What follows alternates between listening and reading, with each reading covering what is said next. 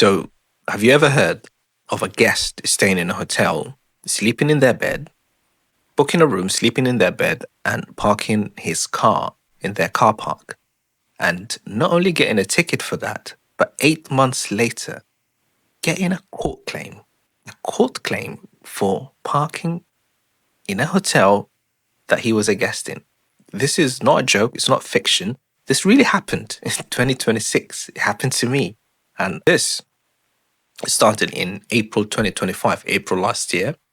I was staying there was a family wedding in a hall nearby, and we booked, I think, 3 different rooms. Loads of people, I think well over 10 people were there, made the hotel lots of money.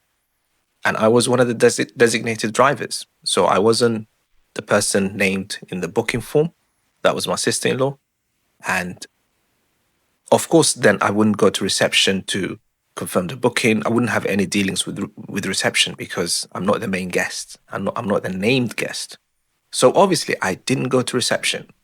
And that was apparently the fatal mistake because at reception, there was a terminal where you had to log in. I'm assuming there was a terminal that you had to log in your car reg so that you don't incur any charges for parking in the hotel car park as a guest, which is okay. But then what that misses is that they assume that the named guest is always the only driver. Sometimes someone else is the driver. And that person has no reason, if that person has no reason to go to reception, they're not going to notice this alleged terminal. So, of course, I didn't go to reception. Everyone was booked in, had a lovely weekend, and forgot all about it. I mean, you don't naturally think to check for signs if you are in a hotel that you are a guest in, right? So, forgot all about it. And 2 or 3 months later, I start seeing these letters come through, and I'm thinking, what is going on? And it's a fine for staying in the hotel. So I appeal. I tell them, listen, I was a guest. And they're like, no, doesn't matter. You were a guest. You owe us a debt.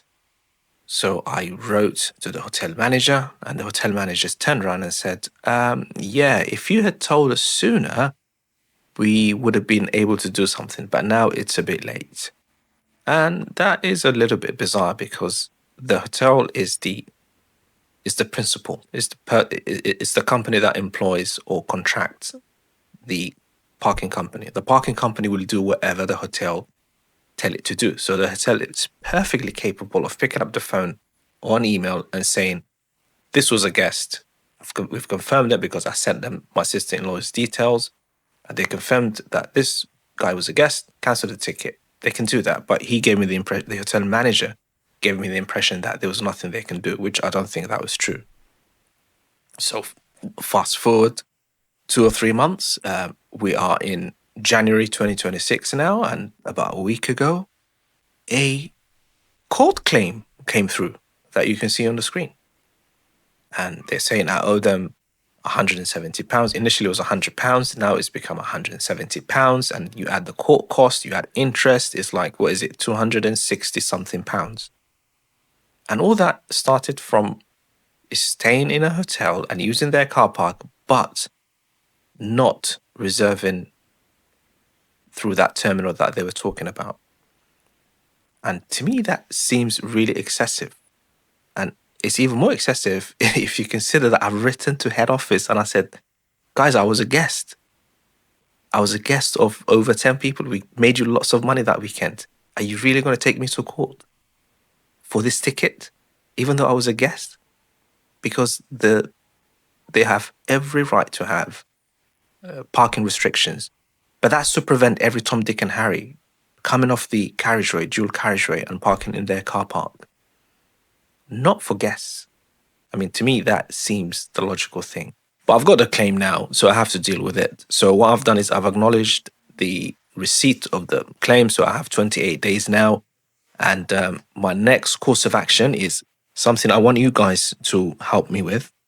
The second thing is, check the full details on YouTube because I'm going to share how I'm going to defend this claim because it's a really weak claim. I'm very, very confident that I'll defend it and win because they they share nothing really. I mean, that if you look at their particulars of claim, there's just a bunch of vague statements of you owe us and signage and contracts without specifying anything.